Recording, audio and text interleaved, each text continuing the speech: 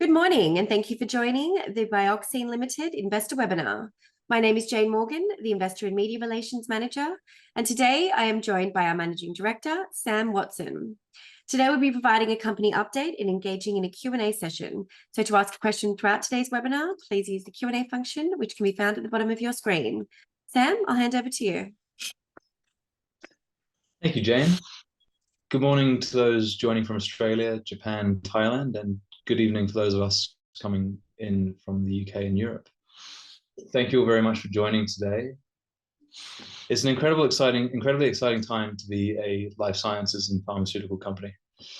We're at the beginning of the end of 50 years of prohibition of a promising new field of medicine, with monumental rescheduling of psychoactive drugs, MDMA, psilocybin, and medical cannabis.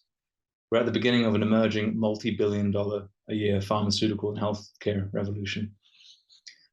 Bioxyne is uniquely positioned to become a global market leader in psychoactive and psychedelic medicines over the next 12 months. We've had some incredibly exciting news in the previous few weeks. We're now the first and only Australian company licensed to manufacture MDMA and psilocybin. It's a monumental achievement for us as a business and a huge milestone for Australia as a world leader in these novel medicines. So, jumping into the company presentation, we'll skip past the boring stuff and dive straight into the executive summary. What is Bioxyne? So BXN is a publicly traded company on the Australian Stock Exchange. We're a biotechnology and life sciences business. Our mission is to build a world-class portfolio of healthcare businesses focused on brand equity, manufacturing, wholesale, and direct-to-patient and consumer distribution.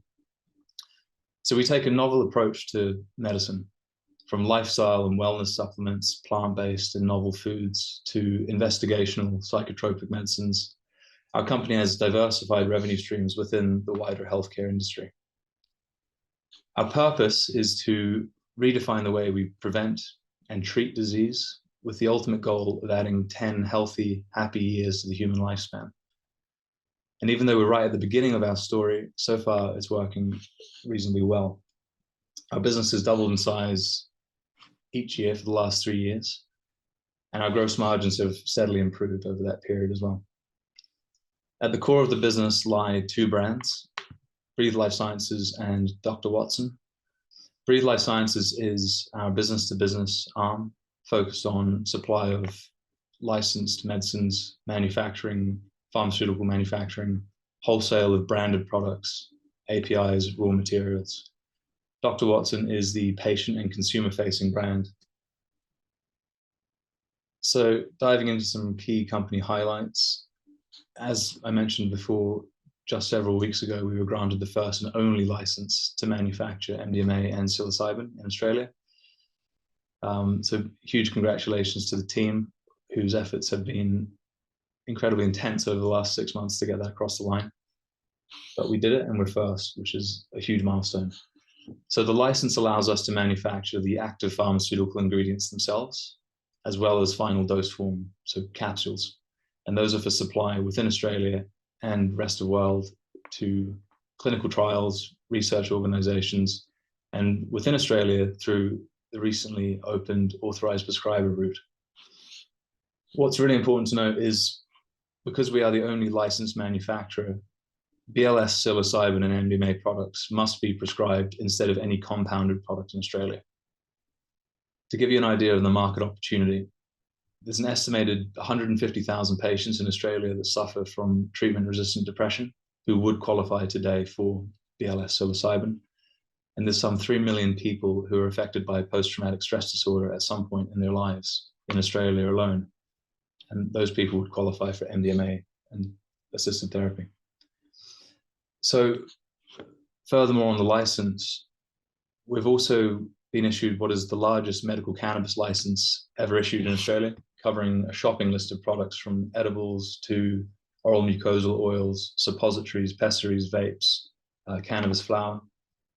And in terms of the size of our license, the entire area is roughly 10,000 square meters, of which we're only using roughly 5% at the moment. So massive potential to expand as we scale up. Now, in just the first few weeks after validation and licensing, we've already released to market our first commercial batches, and we've been surprised and inundated with orders for manufacturing and products. So our pipeline in Australia has climbed to several million over the next few months, which should give us a significant windfall in the lead up to the financial year end June.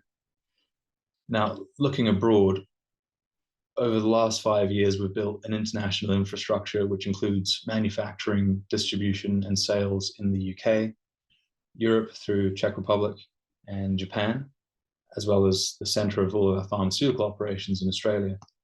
The plan is to replicate what we have built in Australia over the last 6 to 12 months in the UK, Europe, and Japan over the coming years, and become somewhat of a pharmaceutical powerhouse with locations in manufacturing around the world.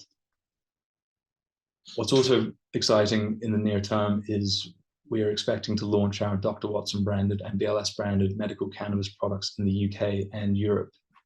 And we expect this to be a significant short-term growth driver and long-term growth driver.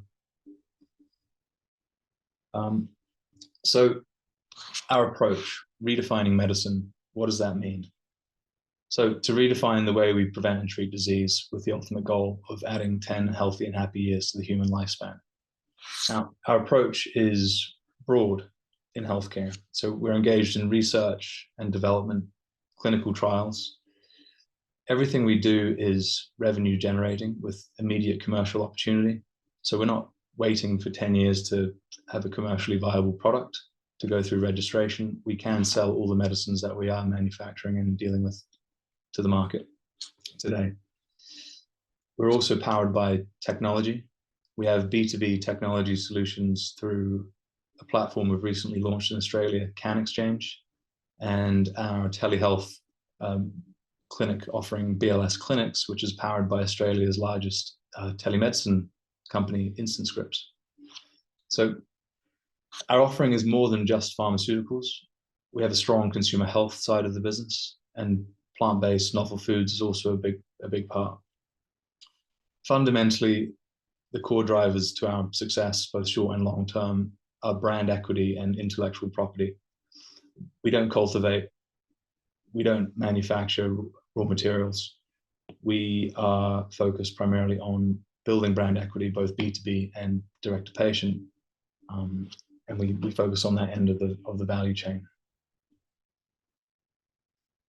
So looking back over the past few years, our impact in the global community, we've been reasonably quiet on this front, but it's worth mentioning. We've recently submitted our first clinical trial protocol to a human research ethics committee in Australia to study the efficacy of our psilocybin capsule product in patients with end-of-life distress, treatment-resistant depression. And the ultimate goal there is to eventually register and patent our psychedelic medicine products on the ARTG for treating various indications, mental health conditions. At the moment, we're also in discussions with several top-tier universities and research organizations to manufacture and supply MDMA and psilocybin for their clinical trials. In Australia, we launched 12 months ago our THC range, and in less than 12 months, we've delivered more than 20,000 branded, Dr. Watson branded prescription products to patients across Australia. And we intend to launch our Dr. Watson MDMA and psilocybin branded products in the coming months. Looking overseas, for the last couple of years in Japan, we've sponsored a project giving our CBD to epileptic children. And we've had some rather incredible results and dozens of phone calls from elated, happy, and often tearful mothers overjoyed that their child's seizures have been, significantly reduced or have stopped completely in some cases. So, of course, none of this would be possible without an incredible team of individuals working towards a common goal. We're a team of 40 people globally, 12 in Australia, 18 in the UK, 4 in Czech Republic, and 6 in Japan. I'd like to just take the time and the opportunity here to thank all of my teammates, everyone who's working in BXN and BLS for their dedication and drive over the last several years in some cases. It's important to note that all of our key management and executives have skin in the game. They're all stakeholders, shareholders, and with intrinsic upside in the success of the business. So just to run through, our executive board includes Jason Hine, our Chief Operating Officer. Jason brings 20 plus years of senior management experience. He was previously a director at ECS Botanics, and prior to that, he worked at Mortgage Choice. Tony Ho, our chairman. Tony is a member of the Institute of Chartered Accountants and a fellow of the Institute of Chartered Secretaries and Administrators. We have our CFO, Guy Robertson, who brings 30 odd years experience as a financial executive, having held senior exec positions of listed companies in Australia, Hong Kong, London. In Australia, our GMP team is led by Damien and Mac. Damien Wood is head of quality. He's the brains behind our world-class psychedelics operations. He's an industrial chemist, a registered pharmacist, and has an IQ of probably 400. Mac O'Neill, head of manufacturing. Mac joined us earlier this year. He was previously at Steritech, having built their cannabis irradiation and packing business and done very well. Mac has a master's in biomedical engineering, having graduated with honors. Jason Stevens.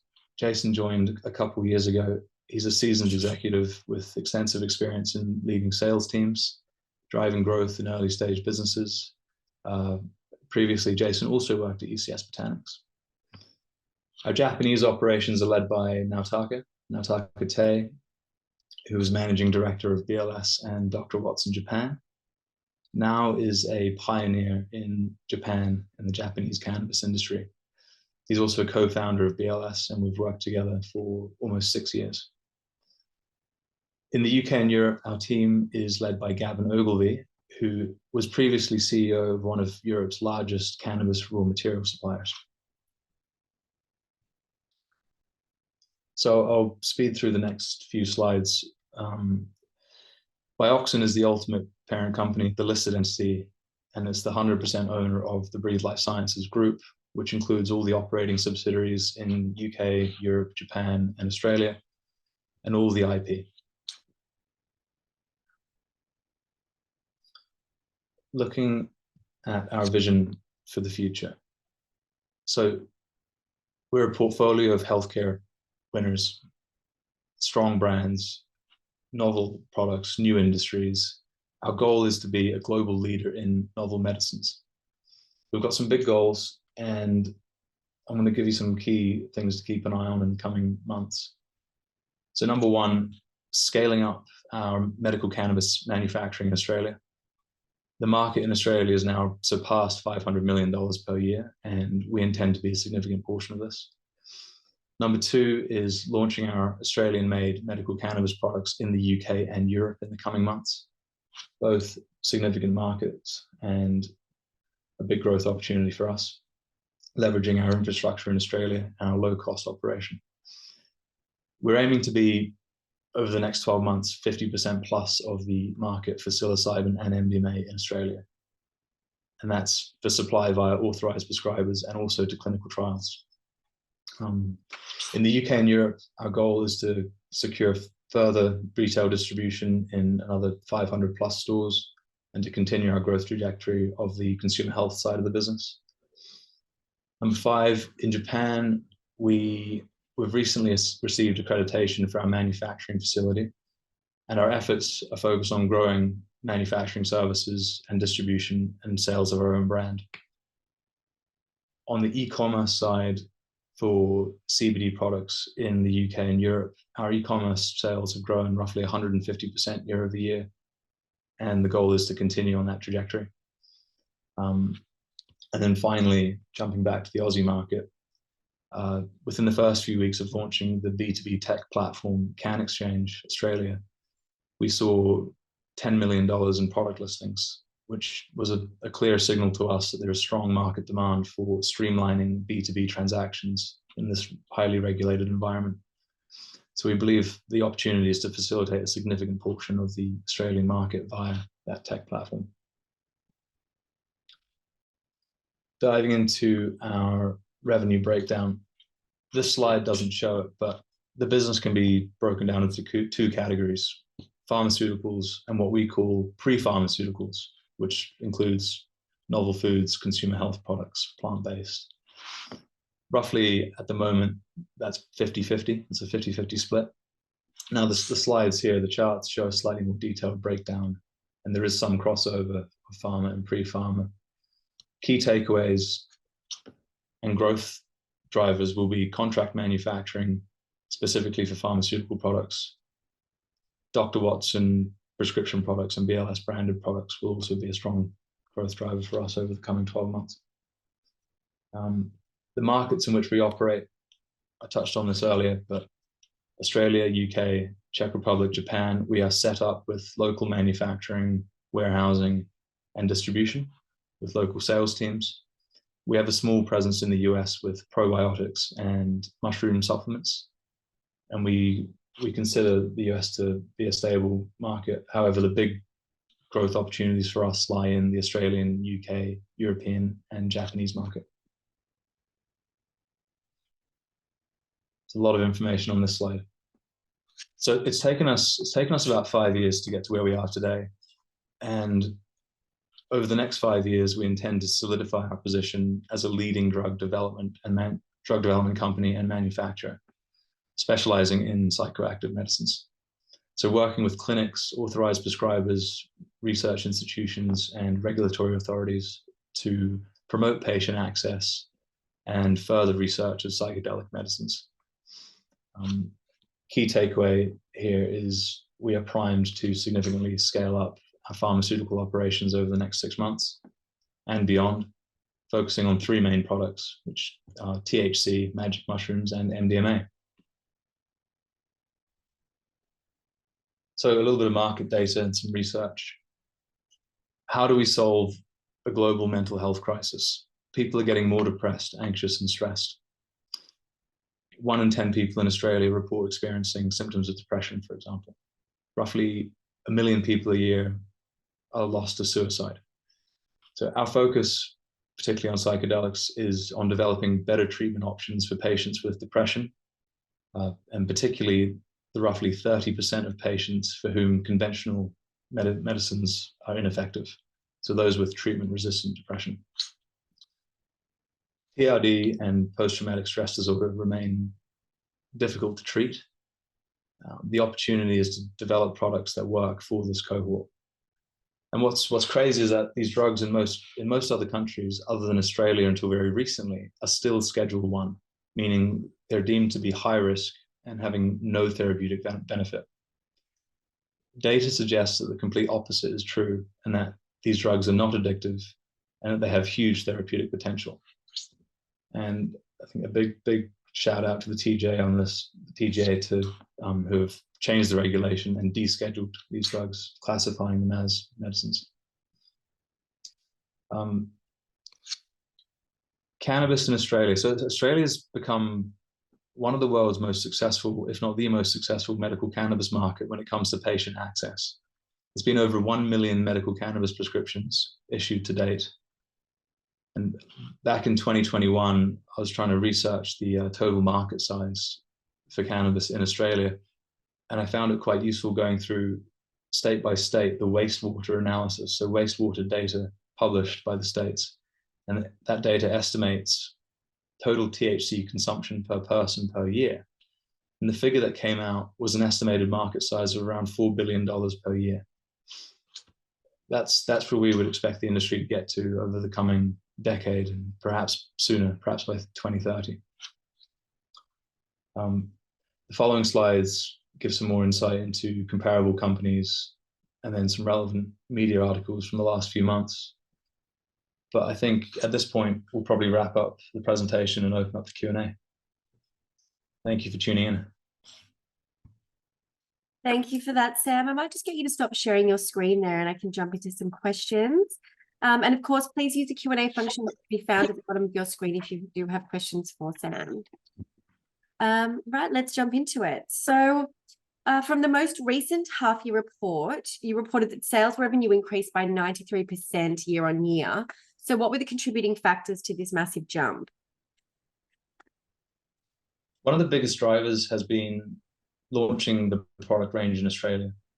So medical cannabis, THC flower products, oral mucosal oils. And that's only been in the last 10 months or so. So that's been a huge growth driver for us, opening up in the Australian market. Wonderful. Next one that's come through. So are the company's growth projections for the next 48 months based on best or worst case scenarios for the global and local economies? So we haven't actually published any forecasts. Obviously, we have internal budgets in which we would think quite conservatively that we continue to track the way we have been tracking over the last couple of years. What I can say is we are probably in the best position that we have been in our history with the licenses we've just received and the pipeline that's looking to that has been building up and is looking to sort of continue to build up over the coming months. Wonderful. Next one. Oh, so what are the upcoming opportunities that Bioxyne anticipates in the near future? Upcoming opportunities. It's super early days on the psychedelic side of things. So launching our first commercial batch of psilocybin capsules and MDMA capsules, helping to build, I suppose, the industry in Australia via the authorized prescriber channel, because it is incredibly new and it hasn't been done a big way before. There is also a couple of acquisition opportunities we're looking at, and continued growth in our medical cannabis operations. Perfect. So next one that's popped up. What do you see as Bioxyne's biggest challenges in the short and long term, and how do we plan to overcome them? One of the biggest challenges at the moment is permitting.